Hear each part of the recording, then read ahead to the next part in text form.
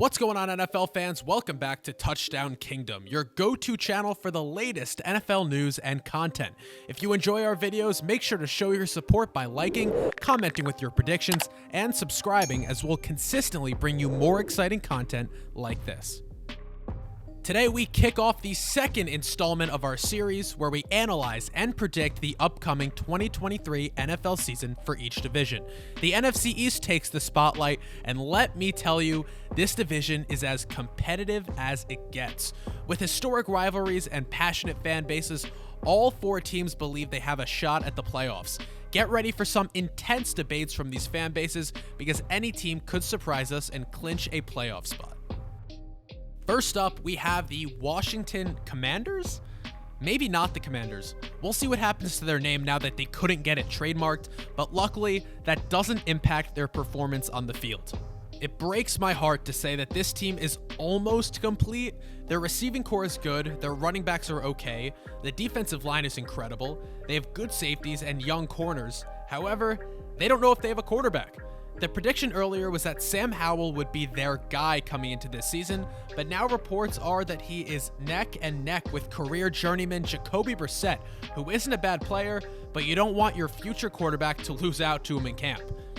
Terry McLaurin is a borderline top 10 wide receiver, and Jahan Dotson is an underrated receiver who is a perfect second option. They re-signed Deron Payne and Jonathan Allen. They drafted Emmanuel Forbes, the ball-hawking corner out of Mississippi State at 16. They have a great safety in Curl, along with Fuller and St. Juste filling out the cornerback room.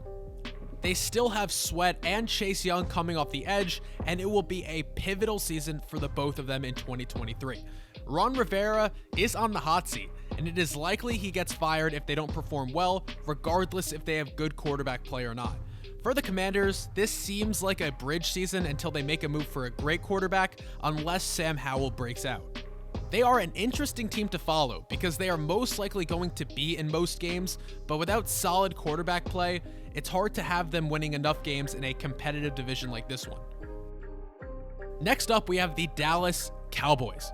First, let's get this out of the way. They absolutely made a mistake by firing Kellen Moore. In 4 seasons as the Boys' offensive coordinator, they ranked second in total offensive yards and second in scoring. While their game against the Niners was ugly, after Pollard went out with injury, they just did not have anywhere near the talent to beat that defense. It will be interesting to see how their offense changes with McCarthy calling the plays, but they did make some great additions this offseason to both the offense and defense. On offense, they added a stud number 2 receiver that they've been missing for years in Brandon Cooks.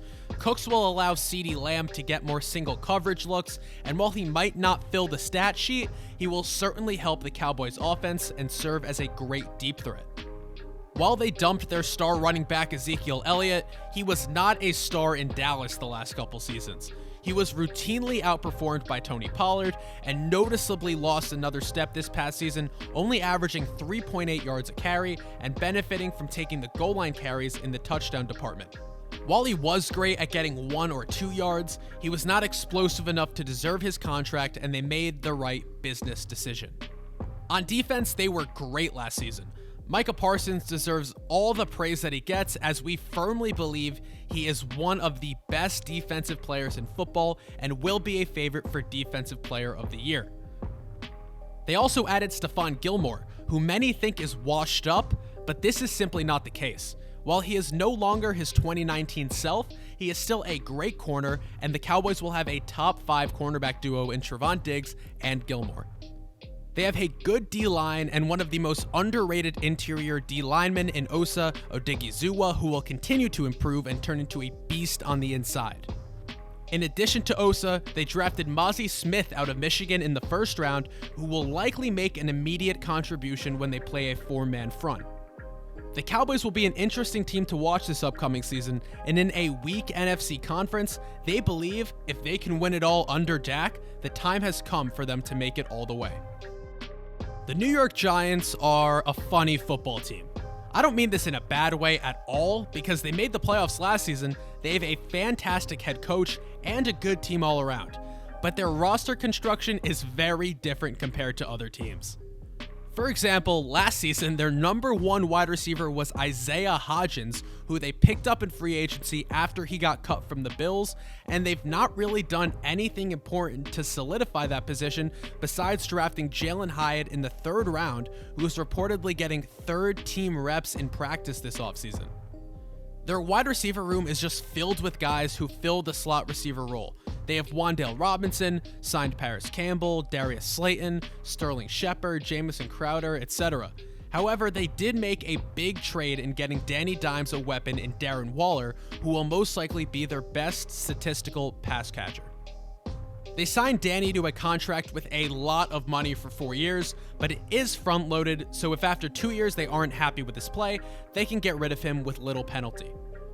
I don't think the run game needs to be explained much, as Saquon is a beast and a top 5 running back in the league, but their blocking needs to be a bit better, and it should be, with the John Michael Schmitz addition at center in the draft, and Evan Neal hopefully improving after his disappointing rookie year.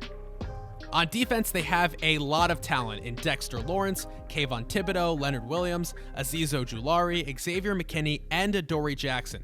Some great additions this offseason include the signing of linebacker Bobby Okereke from the Colts and drafting the athletic free cornerback Deonte Banks out of Maryland, who shot up draft boards closer to the draft.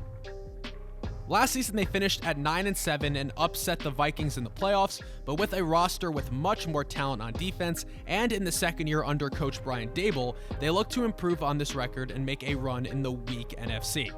The defense is going to be shut down, and it is up to Danny Dimes to make his contract worth it for the Giants and perform despite the weak receiver room. Last up, we have the Super Bowl runner-up in the Philadelphia Eagles. Man, this roster is incredible. It was incredible last year, and it got even better despite rumors that they could lose both of their star corners. In an offseason where it was said they could lose a lot of their talent, they only lost 2 big pieces in CJ Gardner-Johnson and TJ Edwards. There's a lot of big additions, so I'm going to list them all before speaking on them. In the draft, they stole Jalen Carter, Nolan Smith, and Calais Ringo. In free agency, they retained Jason Kelce, James Bradbury, Darius Slay, Lane Johnson, Fletcher Cox, Jalen Hurts, Brandon Graham, and Boston Scott. In free agency, they added Rashad Penny, Terrell Edmonds, Greedy Williams, Marcus Mariota, and Olamide Zaccheaus. They also added DeAndre Swift on a draft day trade. I cannot express enough how loaded this roster is. Their biggest losses this offseason in Edwards and Gardner-Johnson were acceptable because Nakobe Dean looks to make an impact this season after a full season of injuries last year, and they signed Terrell Edmonds, most likely to play the same role Johnson did, but maybe slightly less effectively.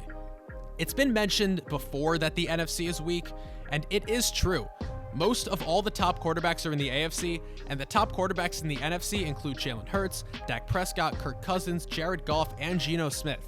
The only team in the NFC with a roster around as talented to the Eagles is the 49ers, and they don't even know who's going to be their quarterback week 1. The conference is wide open, and the Eagles are one of the early favorites to conquer it once again as they look to get their revenge in the Super Bowl. This division has 3 teams looking to make playoff runs and has some of the best rivalries in all the NFL. We are looking forward to watching this division battle it out for the crown, and there is definitely opportunity for the Lombardi Trophy to belong to this division at the end of the season. Coming in last place, we have the Washington Commanders with a record of 4-13. In third place, we have the New York Giants with a record of 10-7. In second place, we have the Dallas Cowboys with a record of 12-5. And in first place, we have the Philadelphia Eagles with a record of 14-3. This is just the second installment of this series, and we will have more coming weekly, so make sure to check the channel for more videos just like this one. If you enjoyed, please don't forget to like, subscribe, and comment any disagreements you may have, or any of our predictions that you agreed with. Thank you, and we'll see you next time at the Touchdown Kingdom.